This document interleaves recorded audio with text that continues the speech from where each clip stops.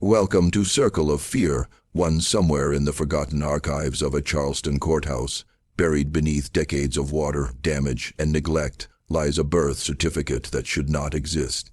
The document, dated March 1847, records the delivery of a child to a woman named Celia.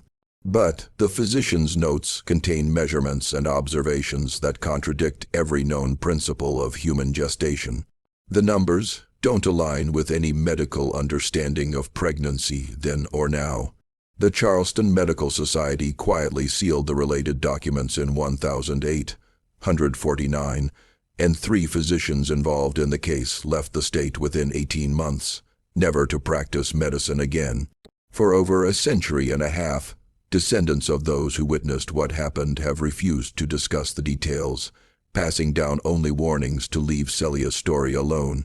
Tonight, we are examining the documented facts of a case that defies rational explanation, not through supernatural means, but through circumstances so disturbing that those who knew the truth chose silence over revelation.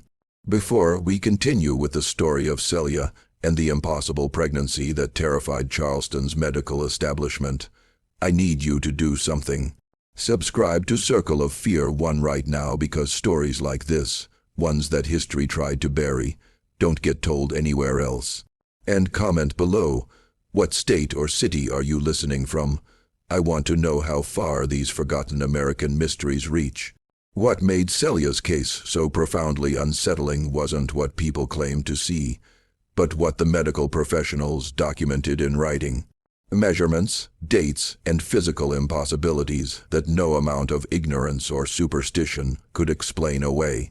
Charleston in the 1840s was a city of contradictions, where immense wealth existed alongside brutal subjugation, where refined society depended entirely on the labor of those it refused to acknowledge as fully human. The port city hummed with commerce, cotton, rice, and indigo flowing through its docks, making fortunes for the planter class, while enslaved people performed every task that kept the machinery of prosperity turning. The city's medical community had gained particular prominence during this era, with several physicians publishing papers on tropical diseases, childbirth complications, and what they termed peculiar physiological differences of enslaved populations. Research conducted without consent, often in the most horrific circumstances. The Hartwell Plantation sat 12 miles northwest of Charleston proper, a mid-sized operation of approximately 300 acres worked by 42 enslaved people. Edmund Hartwell had inherited the property from his father in 1839, and unlike many of his contemporaries, he took an active interest in the daily management of his holdings. His wife Margaret had died in childbirth in 1842, leaving him childless and increasingly bitter. The overseer, a transplanted Virginian named Thomas Gaines, ran the actual operations with notorious efficiency and cruelty that Edmund either ignored or tacitly approved. Celia had been born on the Hartwell Plantation in 1826, making her approximately 20 years old when the events of this account began. Records describe her as strong-built, capable in the fields and kitchen, both quiet in disposition. She worked primarily in the main house after Margaret Hartwell's death, handling cooking and cleaning duties. Several quarterly reports from Gaines noted her satisfactory behavior and diligent work habits, the kind of bland observations that filled countless plantation ledgers, revealing nothing of person beneath. The other enslaved people on the Hartwell property included Samuel, a blacksmith of considerable skill who had been purchased from a Savannah estate sale in 1844, and old Ruth, a woman in her 60s, who served as an unofficial midwife and healer for the enslaved community. Ruth had delivered more than 100 babies over her lifetime, possessing the kind of practical medical knowledge that came from decades of experience and necessity. The enslaved quarters consisted of 12 rough cabins arranged in 2 rows behind the main house, each housing multiple families in cramped, inadequate conditions. Charleston's medical establishment in this period included several prominent physicians who would become relevant to Celia's story. Dr. William Saunders had practiced in the city for 15 years, primarily serving wealthy white families, but occasionally called to attend to enslaved people when their value as property warranted medical intervention. Dr. James Pritchard, younger and more ambitious, had recently arrived from Philadelphia with newfangled ideas about obstetrics and had published 2 papers on maternal health. Dr. Henry Strickland, the eldest of the 3, had practiced medicine for nearly 40 years and was known for his meticulous record-keeping and scientific approach. The winter of 1846 proceeded normally on the Hartwell plantation. The cotton had been picked and processed, the fields prepared for the next planting season, the endless cycle of labor continuing without pause. Celia performed her duties in the main house, largely invisible to Edmund Hartwell, except when he required something. The other enslaved people noted nothing unusual about her behavior or appearance during these months. Old Ruth would later testify that Celia had shown no signs of illness or physical change throughout the entire winter. It wasn't until March of 1847 that circumstances would transform Celia from an anonymous enslaved woman into the subject of medical documentation so disturbing that it would haunt Charleston's physicians for years to come. On the morning of March 18, 1847, Celia collapsed while carrying firewood into the main house. Edmund Hartwell, annoyed by the disruption to his breakfast routine, sent for old Ruth to deal with the situation. Ruth arrived to find Celia conscious but in obvious distress, her abdomen rigid and distended, her breathing shallow. What Ruth discovered during her examination caused her to do something she had never done before. She refused to treat the patient and insisted that Edmund send for a white physician immediately. "I ain't touching this," Ruth reportedly told the other enslaved women who had gathered. "This ain't natural, this ain't right. Mr. Hartwell need to get a real doctor." Edmund, irritated by what he perceived as Ruth's superstition, but concerned about the potential loss of property, sent a rider to Charleston to fetch Dr. Saunders. The physician arrived late that afternoon, expecting to find a simple case of digestive distress or perhaps a miscarriage. What he encountered instead would challenge everything he thought he understood about human biology. Dr. Saunders's initial examination notes, preserved in the Charleston Medical Society archives, make for disturbing reading. He documented that Celia's abdomen was grossly distended, firm to palpation, with movement clearly visible beneath the abdominal wall. This suggested advanced pregnancy, except that Celia, according to every witness, including Edmund Hartwell himself, had shown absolutely no signs of pregnancy until that very morning. No morning sickness, no enlargement of the breasts, no changes in appetite or behavior, no gradual expansion of the belly that would accompany normal gestation. The patient presented no observable signs of gravidity at any point prior to this date, Dr. Saunders wrote. Yet, examination reveals clear evidence of advanced pregnancy estimated at 7 to 8 months by abdominal measurements. This is medically impossible. A pregnancy cannot progress to such advanced stage without visible signs. Either the patient has been concealing her condition through methods unknown to medical science, or we are witnessing a phenomenon entirely outside my experience. Dr. Saunders performed additional examinations, bringing in Dr. Pritchard for a second opinion. Both physicians documented the same impossibility. Celia appeared to be in the late stages of pregnancy, yet she had shown no symptoms whatsoever until that morning. The fetal heartbeat was strong and clearly audible through a stethoscope. The movement within her abdomen was vigorous and frequent, by every medical standard. She was carrying a healthy, nearly full-term child, one that had somehow developed without any of the normal indicators. Edmund Hartwell, practical in matters of property, asked the obvious question. When did this happen? Who is responsible? The question revealed an even deeper mystery. Celia, when questioned, insisted she had been with no man. Old Ruth confirmed this, stating that she would have known if any of the enslaved men had been involved with Celia. Such things rarely remained secret in the close quarters of plantation life. Thomas Gaines, the overseer, denied any involvement and suggested that Celia was lying. Edmund Hartwell himself had taken no interest in Celia in that manner. and his household staff confirmed his general avoidance of the enslaved women since his wife's death. She says she ain't been with nobody, old Ruth told Dr. Saunders, and I believe her. Something else going on here, Doctor. Pritchard attempted to question Celia about when she might have conceived, walking her through the timeline. By his calculations, if she was indeed 7 to 8 months pregnant, conception would have occurred in late July or early August of 1846. Celia maintained that she had been with no one during that time or any time since. The plantation records showed no visitors during that period, no traveling salesmen or itinerant workers who might have had access to quarters. Over the next 3 days, Celia's condition progressed rapidly. Her belly continued to expand at a rate that alarmed both physicians. Dr. Saunders's notes from March 21st record, patient abdomen has increased in circumference by 4 in since initial examination 3 days prior. This rate of growth is unprecedented. The fetus remains active, heartbeat strong. Patient experiencing significant discomfort but no labor contractions. Unable to explain observed phenomena through any known medical framework.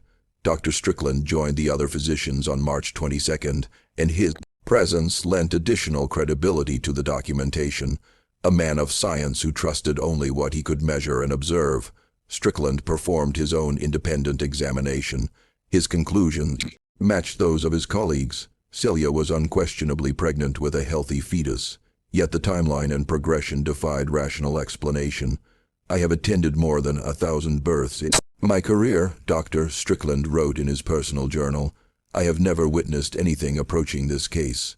Either this woman has deceived us all through methods I cannot fathom, or we are observing a biological impossibility. I am inclined toward the latter, though I cannot explain what mechanism might account for such rapid development. The physicians discussed removing Celia to Charleston for more intensive observation, but Edmund Hartwell refused, stating he would not have his property paraded through the city streets. The doctors agreed to remain at the plantation, documenting the case with scientific rigor while waiting for labor to begin naturally. On the evening of March 23rd, Celia went into labor. What followed would cement this case in Charleston's medical history as something that should never have happened, and that no one who witnessed it could ever fully explain. The labor lasted 14 hours, beginning just after sunset and continuing through the night into the following morning. Dr. Saunders, Dr. Pritchard, and Dr. Strickland all attended, with old Ruth present to provide practical assistance. The physicians documented every stage of process with unusual thoroughness, perhaps sensing they were witnessing something that would require extensive evidence to be believed. Dr. Pritchard's delivery notes describe a birth that proceeded normally in every respect save one, the size of the infant as of the war. The child, a girl, weighed 11 lb and measured 23 in length, substantially larger than average, but not impossibly so. She appeared healthy and fully developed, crying vigorously upon delivery, showing no signs of distress or abnormality, but the timing remained inexplicable. The physicians had examined Celia 3 days earlier and estimated her pregnancy at 7 to 8 months. Yet the infant delivered showed every sign of being full-term with the physical development typical of a 40-week gestation. The rapid progression from near-term to delivery suggested a developmental acceleration that violated every principle of embryology. The infant displays characteristics consistent with full gestational development. Dr. Strickland recorded fully formed lungs, vigorous cries, strong muscle tone, appropriate fat deposits beneath skin. Yet our examination of the mother 5 days prior indicated a pregnancy of approximately 32 weeks. Either our initial assessment was dramatically incorrect, which I cannot accept given 3 independent examinations, or this child developed at a rate incompatible with human biology. Edmund Hartwell, presented with a healthy enslaved infant girl who would eventually represent additional property value, showed no particular interest in the medical mystery. He named the child Dina, as was his right, and instructed that Celia return to work duties as soon as she recovered. For him, the situation had resolved satisfactorily. He had suffered no property loss and had gained a future worker, but the physicians could not let the matter rest. Dr. Saunders, Dr. Pritchard, and Dr. Strickland convened at Dr. Strickland's Charleston office 3 days after the delivery to review their documentation. They had measurements, dates, multiple independent examinations, all pointing to the same impossible conclusion. Celia had progressed from showing no signs of pregnancy to delivering a full-term infant in less than a week. We must consider the possibility that we were somehow deceived, Dr. Pritchard suggested during their meeting. Perhaps the woman bound her abdomen tightly throughout the pregnancy, concealing her condition until she could no longer do so. Such practices are not unknown. Dr. Strickland shook his head. I examined her clothing. There was no binding, no compression, and no binding could conceal a pregnancy so completely that she showed absolutely no physical changes for 8 months. The breasts alone would have enlarged significantly. Her gait would have altered. She would have gained weight beyond the abdominal region. Every enslaved person on that plantation swears she showed no signs whatsoever until the morning of March 18th. Then, what do you propose? Dr. Saunders asked. That the child materialized inside her womb in a matter of days. That human gestation can somehow accelerate to completion in less than a week. Such a claim would destroy our professional credibility. The 3 men sat in silence, confronting documentation that seemed irrefutable, yet described events that could not possibly have occurred.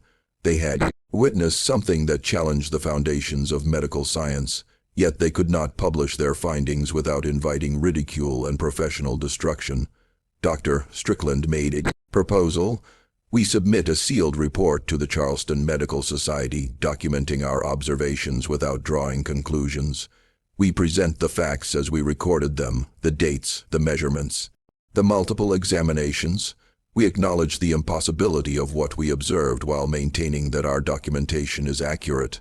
Future medical men with greater knowledge than we possess may be able to explain what we cannot. The other physicians agreed to this compromise. On April 3, 1847, they submitted their joint report to the Charleston Medical Society, accompanied by all their examination notes, measurements, and observations. The Society's response came 2 weeks later. The report would be accepted and sealed, but not published or distributed. The case of Celia's impossible pregnancy would be preserved for posterity, but hidden from public scrutiny. The board finds the documentation compelling, but the implications too extraordinary for public dissemination.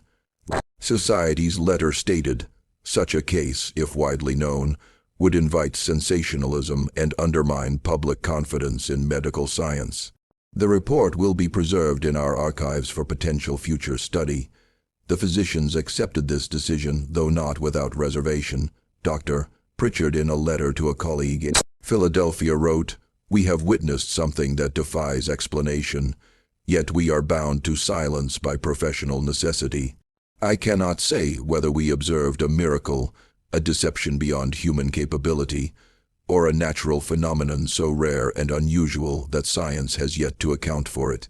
I know only that I saw what I saw, and it should not have been possible for the enslaved community at the Hartwell plantation." Celia's mysterious pregnancy became a subject of whispered speculation. Some viewed it as a blessing, others as something darker.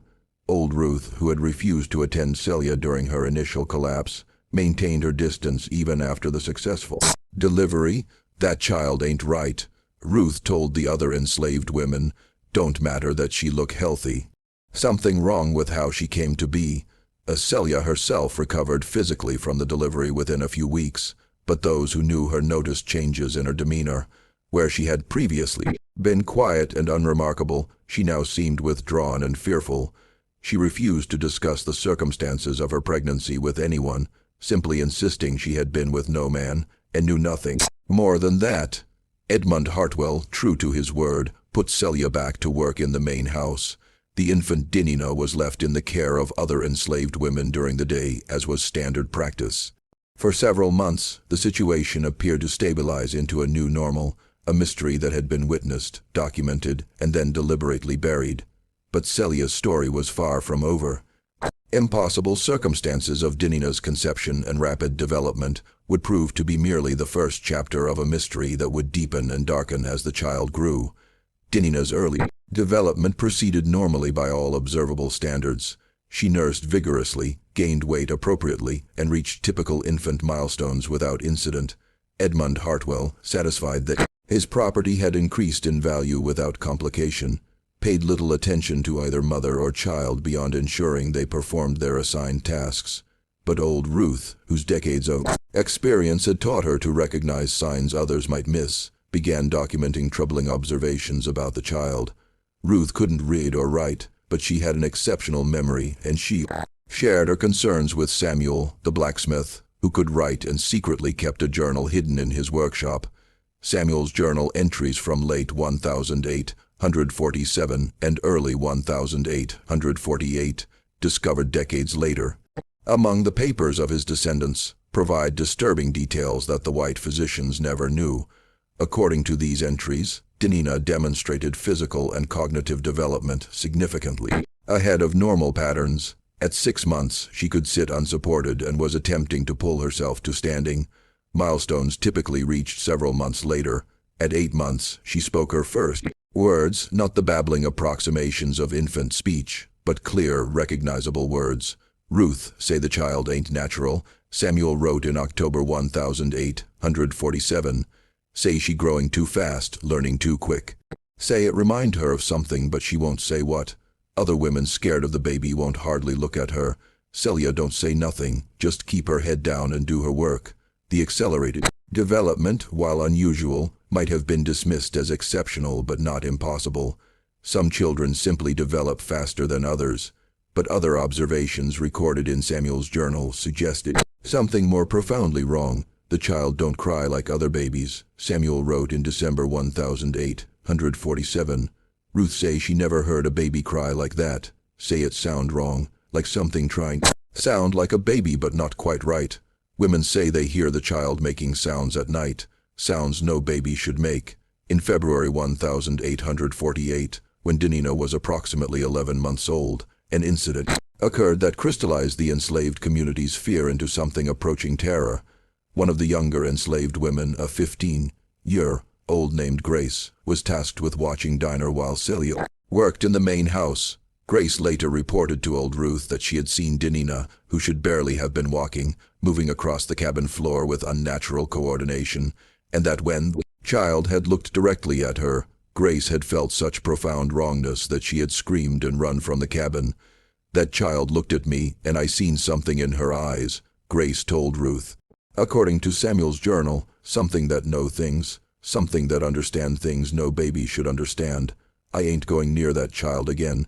Thomas Gaines, the overseer, noticed the enslaved workers' reluctance to interact with Dinah and attributed it to ignorance and superstition. He reported to Edmund Hartwell that the Negroes have taken some foolish notion about Celia's child, but that it wasn't interfering with work productivity.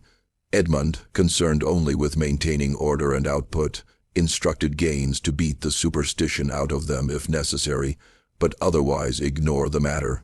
Celia herself had become increasingly isolated within the enslaved community. The other women, who had previously included her in their conversations and shared tasks, now avoided her when possible. Celia seemed to understand their fear and made no effort to combat it. She cared for Dinina with mechanical efficiency, fulfilling the basic requirements of motherhood without the warmth and engagement typically seen between mother and child. Celia treat that baby like she's scared of it too, Samuel recorded in March 1848. Hold it when she have to, feed it when she have to, but soon as she can put it down, she do. Never sing to it like mothers do, never play with it. Just do what she must and nothing more. The situation might have continued indefinitely in this state of uneasy stability, with the enslaved community frightened but silent, and the white residents of the plantation blissfully unaware of any problem. But in April 1848, circumstances would force the mystery back into the open in a way that could not be ignored. Dr.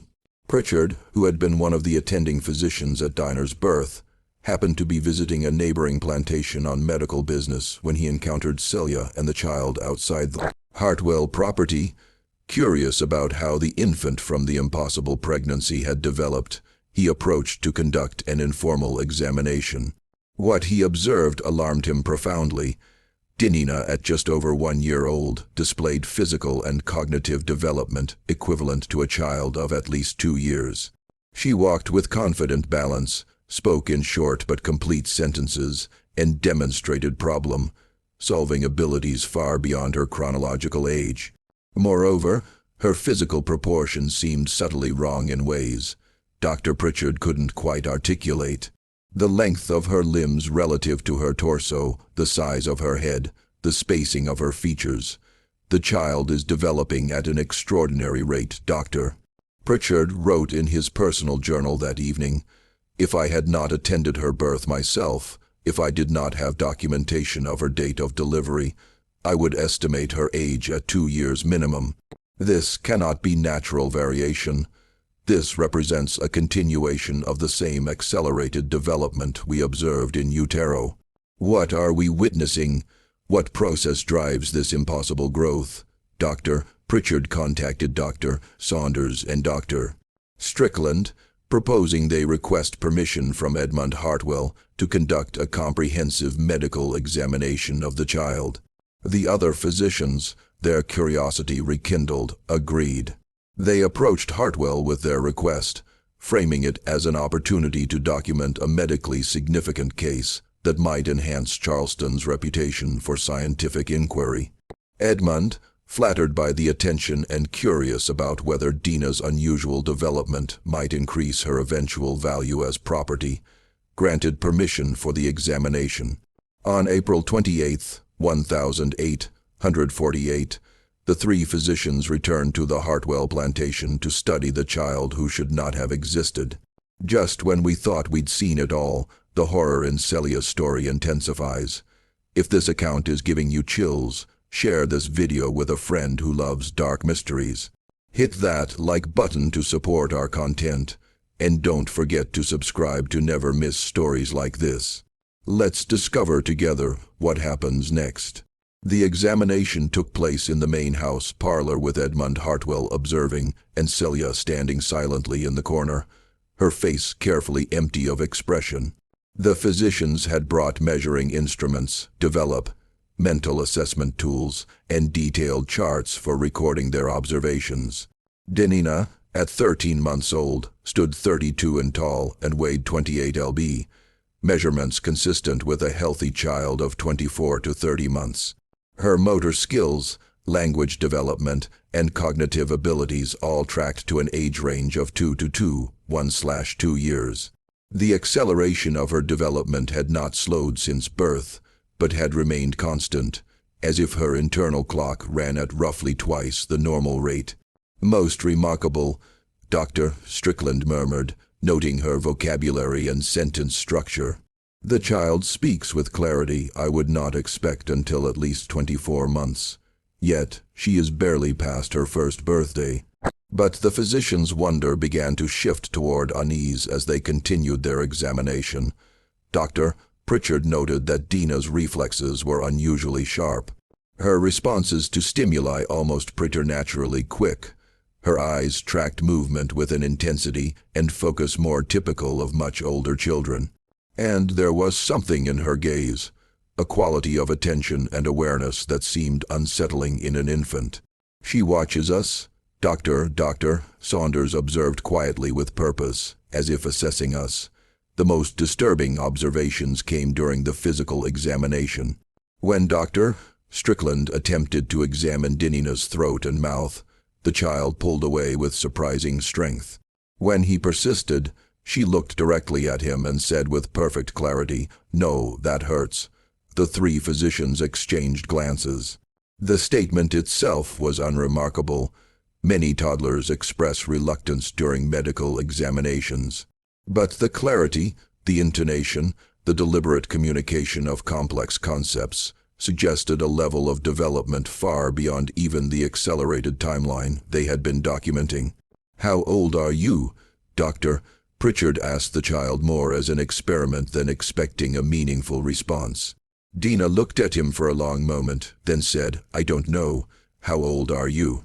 The question, with its implied understanding of age as a concept, and its deliberate reversal of the inquiry, should have been beyond a child of 13 months. Edmund Hartwell laughed, delighted by what he perceived as precocious wit. The physicians did not laugh. They completed their examination in silence, recording measurements and observations with increasing discomfort. The child was healthy by every standard medical metric: strong heartbeat, clear lungs, good muscle tone, appropriate weight for her height. But the totality of what they were observing suggested something profoundly wrong despite the apparent health. As they prepared to leave, Dr. Strickland made an unusual request. "Mr. Hartwell, I would like to examine the mother as well, if you permit. I want to ensure she is fully recovered from the delivery and check for any lingering complications." Edmund waved his hand dismissively. "Do as you wish. I have business to attend to." He left the room, taking Dina with him.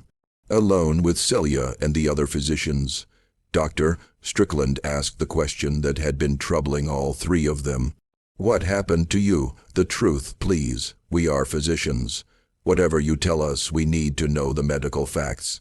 Celia stood silent for a long moment, her hands clenched at her sides.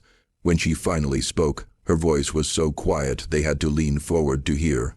"I told you the truth before. I've been with no man. I don't know how that child come to be inside me. One day I was normal. Next day I could feel something there growing fast, real fast. It hurt like something eating me from the inside, getting bigger and bigger. I wanted to die before that thing was born." "You referred to your daughter as that thing, Doctor," Pritchard noted gently. "Why? Because she ain't right," Celia said. And for the first time, genuine emotion cracked through her careful facade. "I birthed her, but she ain't mine. She came from somewhere else. She using me, used my body to get born, but she ain't my child. I know a mother supposed to love her baby, but when I look at her, all I feel is wrong, like something wearing a baby's skin." The three physicians stood frozen, unsure how to respond to this confession. Dr. Saunders attempted rationality. "Women sometimes experience difficulty bonding with their infants, especially under circumstances of trauma." "Or I ain't crazy," Celia interrupted, her voice sharp. "I know what you're thinking. Poor slave woman don't know no better, got strange ideas, but you seen her, you examined her, you know something ain't right, you got your measurements and your numbers, but you can feel it too, can't you? That child ain't natural." The physicians could not deny the unease they had felt during the examination. Dr. Strickland cleared his throat. "We have documented certain unusual aspects of the child's development. Her growth rate is unprecedented.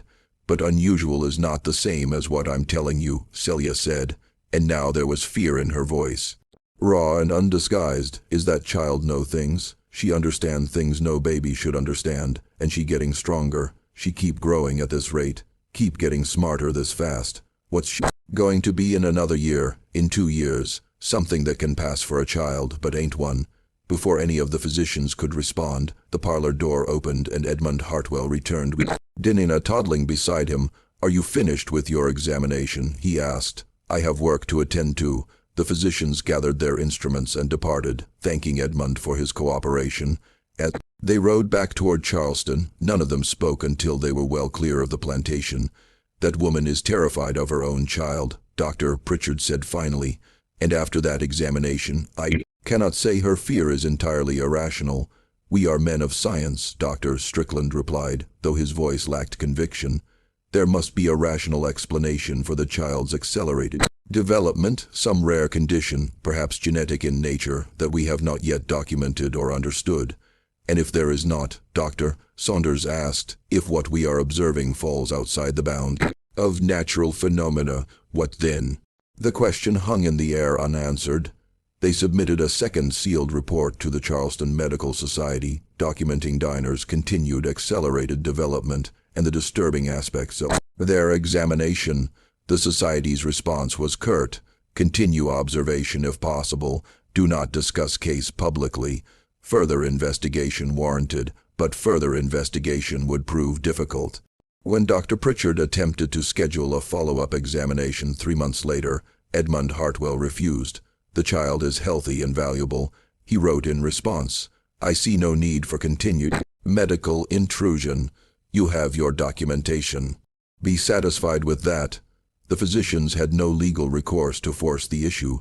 Dinina and Celia were property, and Edmund had every right to deny access. Frustrated but powerless, they could only wonder about the child's continued development from afar. Samuel's journal entries from this period reveal that conditions at the Hartwell plantation were deteriorating. The enslaved community's fear of Dinina had intensified rather than diminished as she grew, as several workers requested reassignment to field duties specifically to avoid contact with Celia and the child. Thomas Gaines, irritated by what he viewed as irrational superstition, responded with increased brutality, using the whip more frequently to enforce compliance. People scared, Samuel wrote in July 1848, not just of the child, but of what might happen because of the child. Feel like something bad coming, something we can't see yet, but we know it's there, like a storm building.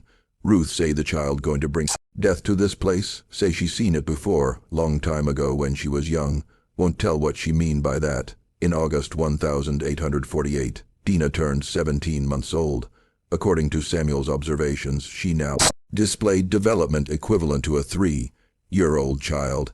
She spoke in complex sentences, understood abstract concepts, and exhibited problem-solving abilities that left the enslaved workers simultaneously amazed and disturbed. She had also begun exhibiting behaviors that suggested an understanding of the plantation's social hierarchy and her place within it, an awareness that seemed impossible for a child of her age. The child knows she property, Samuel recorded. Know what that mean? Watch Mr. Hartwell like she's studying him. Watch Gaines too. Don't act like a child, not really. Act like something pretending to be a child, learning how to be human. On September 3, 1848, something happened that would transform the situation from mysterious to actively dangerous. Thomas Gaines, drunk and angry after a dispute with Edmund Hartwell over plantation accounts, encountered Celia in the main house kitchen. What transpired is documented only through Celia's later testimony and the observations of other enslaved workers who heard the commotion. Gaines, in his intoxicated state, made advances towards Celia that she rejected. Enraged by her refusal and emboldened by alcohol, he struck her across the face hard enough to knock her to the floor. Dinina, who had been in the corner of the kitchen, witnessed the assault. What happened next, according to multiple witnesses, should have been impossible for a child of 17 months. Dinina walked deliberately to where Gaines stood over her mother and said in a voice clear and cold, "You should not have done that."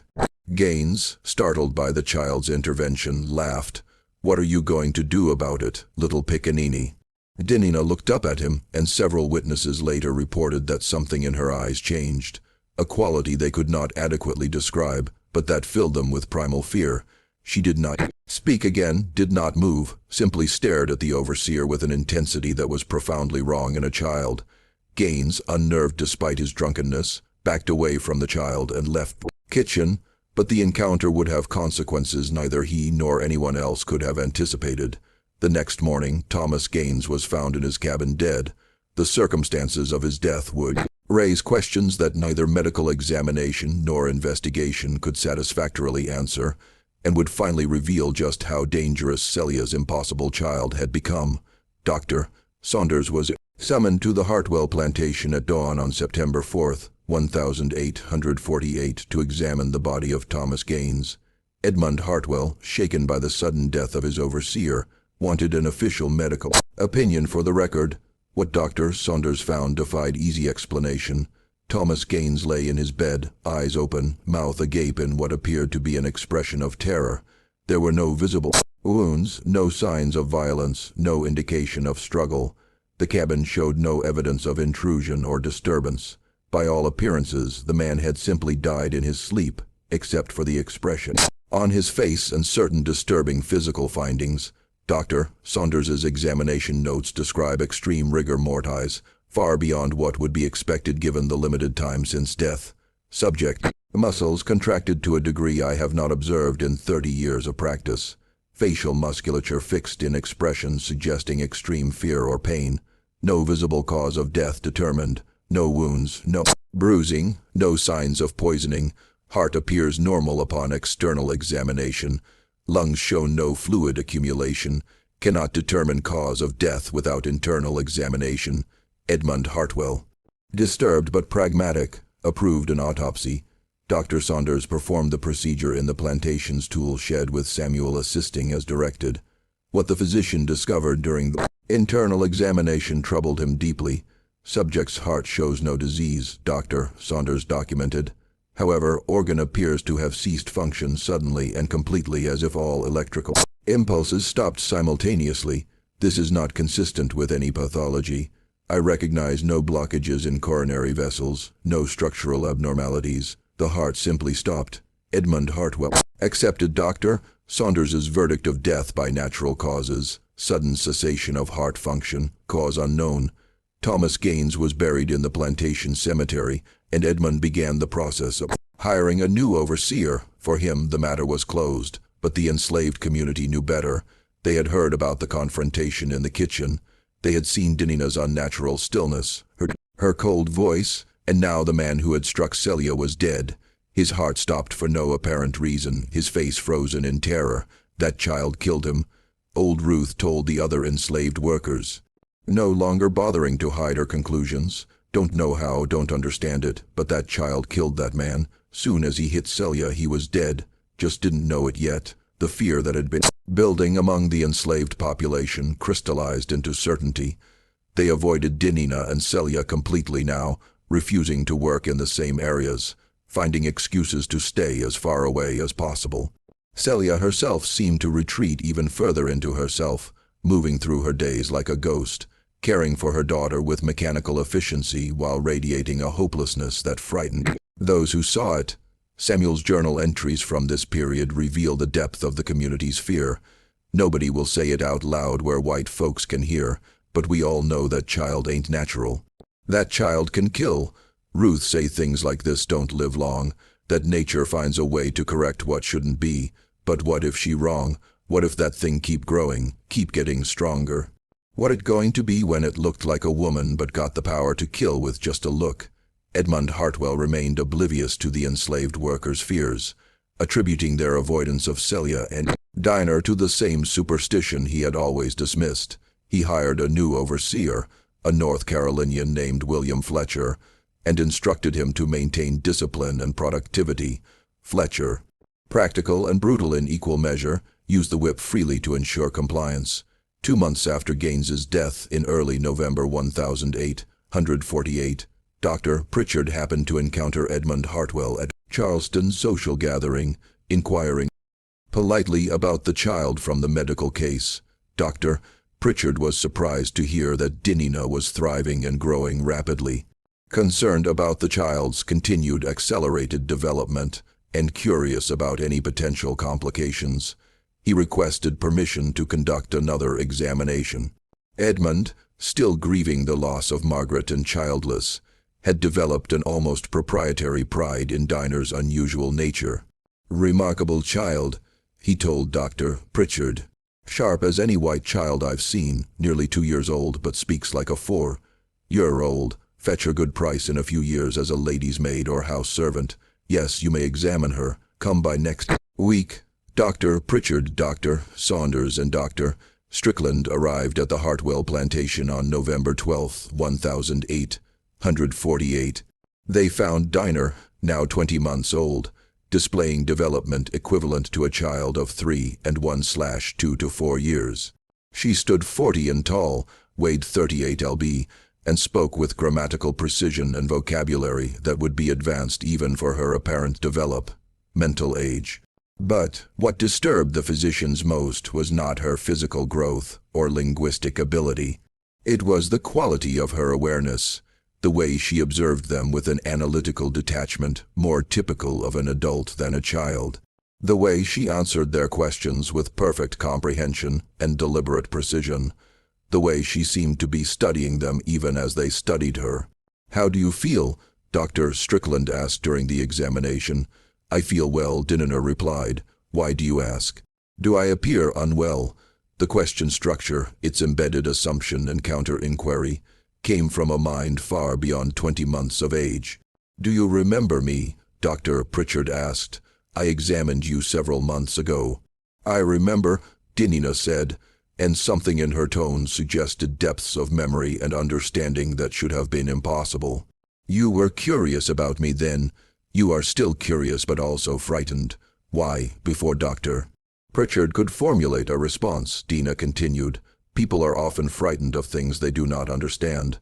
Are you frightened because you do not understand me, or because you are beginning to understand, and the understanding frightens you? The three physicians stood silent, unnerved by the child's perceptiveness. Dr. Saunders cleared his throat.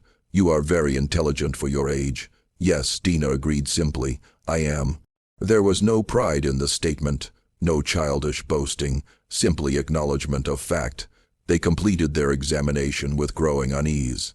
Every measurement, every assessment confirmed the same impossible reality. This child was developing at roughly twice the normal human rate, with no sign of the acceleration slowing.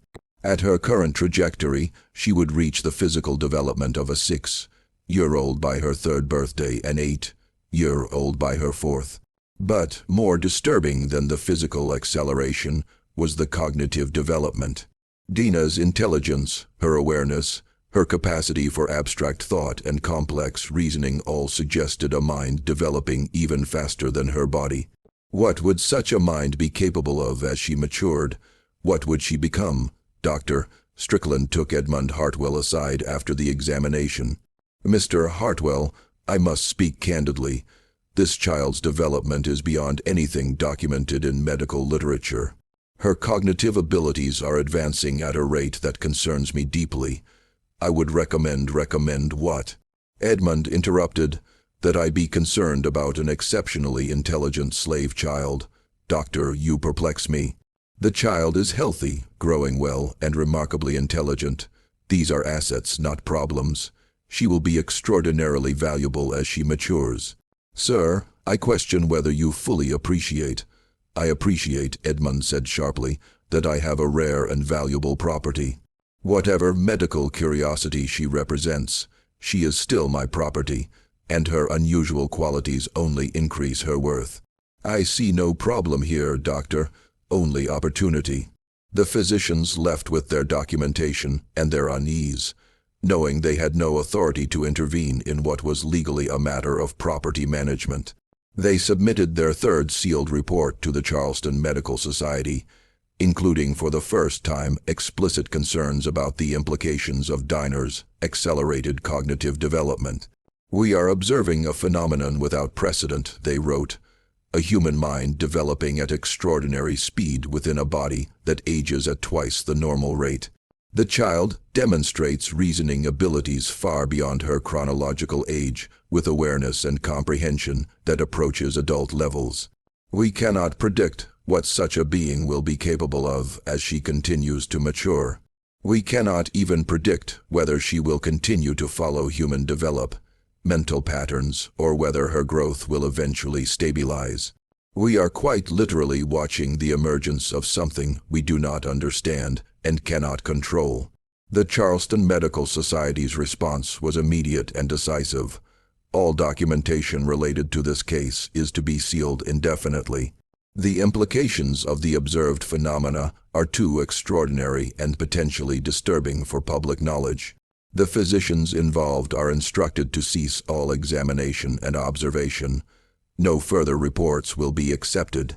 This case is closed. The 3 doctors, frustrated but bound by professional duty, accepted the Society's directive. They had no choice, but they would not forget what they had witnessed, a child who should not exist, developing in ways that defied nature, growing stronger and more aware with each passing month.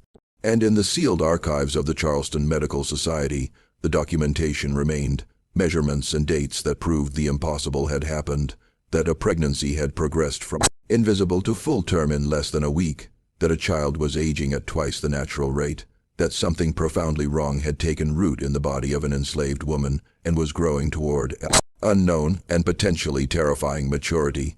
Celia, the only person who truly understood what she had birthed, continued her daily existence in quiet desperation. She cared for Dinina because she had no choice, but those who watched her saw a mother who lived in constant fear of her own child. She never sang to Dina, never played with her, never showed affection. She performed the minimum required tasks and nothing more, as if any additional engagement might invite catastrophe.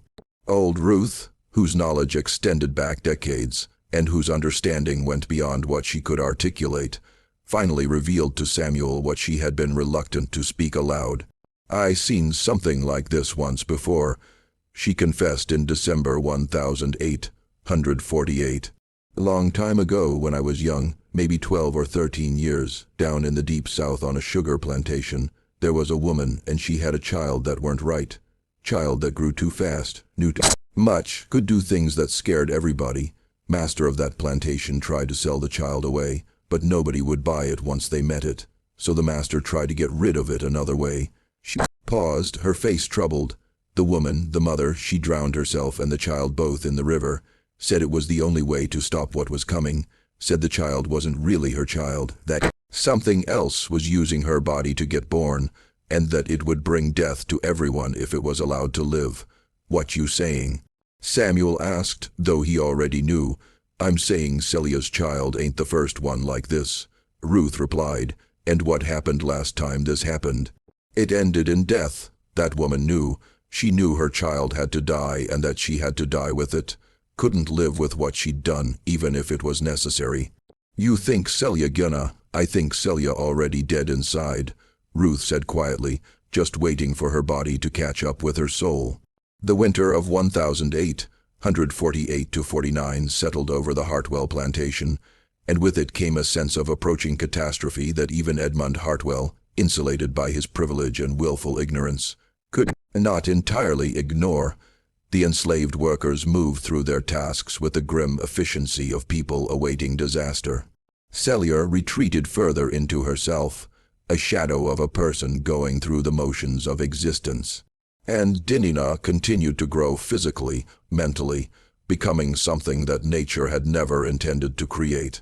The end, when it came, would arrive on a cold February night, and would provide answers to some questions while raising others that would never be resolved. On the night of February 23rd, 1849, the enslaved quarters of the Hartwell plantation woke to screaming. Multiple witnesses reported that Celia's cabin was engulfed in flames, the fire spreading with unnatural speed despite the cold and damp conditions. By the time help arrived, the cabin had collapsed into burning rubble. William Fletcher, the overseer, organized a bucket brigade to prevent the fire from spreading to other structures. Once the flames were controlled, the grim task of searching the ruins began. They found 2 bodies in the remains, an adult and a child, both burned beyond individual recognition, but clearly identifiable by size and location. Dr. Saunders was summoned at dawn to examine the remains and provide an official medical opinion. His report, filed with local authorities and later sealed with his other documentation of the case, describes finding 2 sets of human remains consistent with an adult female and a child of approximately 2 to 3 years of age. Both bodies exhibited extreme thermal damage. However, certain findings suggest the fire may not have been accidental. The cabin's door, according to multiple witnesses, had been found barred from the inside. Not secured with the simple latch that normally closed it, but blocked with furniture pushed against it, making escape impossible. Inside the ruins, Dr. Saunders found the remains of oil lamps that had been deliberately broken and distributed throughout the small space, suggesting the fire had been intentionally set with accelerants. Most disturbingly, Celia's body, identified by a metal bracelet that had survived the flames, was found in a position suggesting she had been lying down when the fire started, not attempting to escape. The child's body was found beside her, similarly positioned. Both appeared to have been dead or unconscious before the flames consumed them. The evidence suggests deliberate action, Dr. Saunders wrote carefully in his report. The mother appears to have barricaded the door, distributed accelerants, and initiated a fire that would ensure complete consumption of herself and her child. Whether the child was alive or dead when the fire started cannot be determined from the remains. However, the positioning suggests the child was not attempting escape, which is inconsistent with normal behavior. Edmund Hartwell, confronted with the loss of valuable property, demanded an investigation into whether any of the other enslaved workers had been complicit in the deaths. Fletcher conducted brutal interrogations using the whip freely, but no evidence of conspiracy emerged. The enslaved community maintained that they had been sleeping when the fire started and knew nothing beyond the screaming that woke them. Samuel's journal entry from February 24, 1849 tells a different story, one he could never have shared with white authorities. Ruth says Celia did what had to be done, say she couldn't live knowing what her child was, couldn't stand watching it get stronger and smarter, knowing it would eventually bring death to all of us. Say Celia gave her own life and her child's life to save the rest of us. Ruth say Celia was brave, that it'd take a special kind of strength to do what she did. I don't know if that's true. I just know they both gone now, and the fear that been hanging over this place for 2 years finally lifted like a dark cloud, moved away, and we can breathe again. Old Ruth, questioned by Fletcher about whether she had known Celia planned to set the fire, maintained her silence at first. When threatened with the whip, she finally spoke, carefully crafting her words to reveal nothing that could be proven while still conveying what she knew. Celia was troubled in her mind, had been troubled since that child was born. Woman who carry a burden like that, she don't think straight. She see things that ain't there, fear things that can't be real. Maybe she got confused in the night, knocked over an oil lamp in her confusion. That what probably happened, just a confused woman and a terrible accident. Fletcher, satisfied with this explanation that matched the evidence while avoiding implications of deliberate action, recorded the incident as accidental death caused by mental instability and negligent handling of fire. Edmund Hartwell, having no legal recourse against a dead woman, accepted the verdict and moved on. He had lost property, yes, but not enough to justify dwelling on the matter. The 3 physicians, Saunders, Pritchard, and Strickland, learned of the deaths through newspaper reports. They met privately to discuss the case's conclusion, each man struggling with his own interpretation of what they had witnessed and documented over the preceding 2 years. Perhaps it is for the best, Doctor, Pritchard said quietly. We were observing something that should not have been. Now it is ended. Is it ended? Dr. Strickland asked. Or have we simply seen one instance of a phenomenon that may occur again? We documented an impossible pregnancy and an accelerated development that defied all natural law. If it happened once, can it happen again? Dr. Saunders shook his head. We will never know.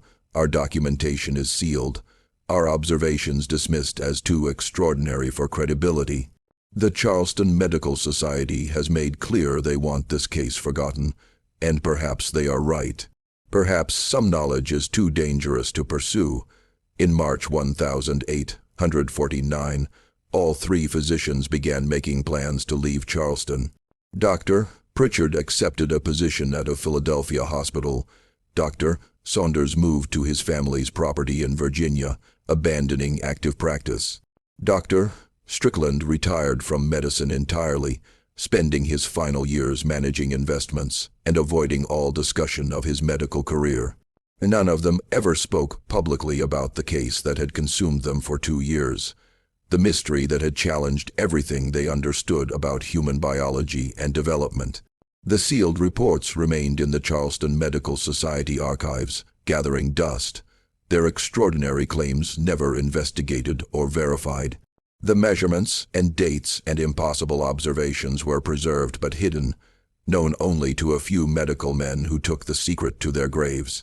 Samuel continued keeping his journal until 1863, when he escaped during the chaos of the Civil War and made his way north.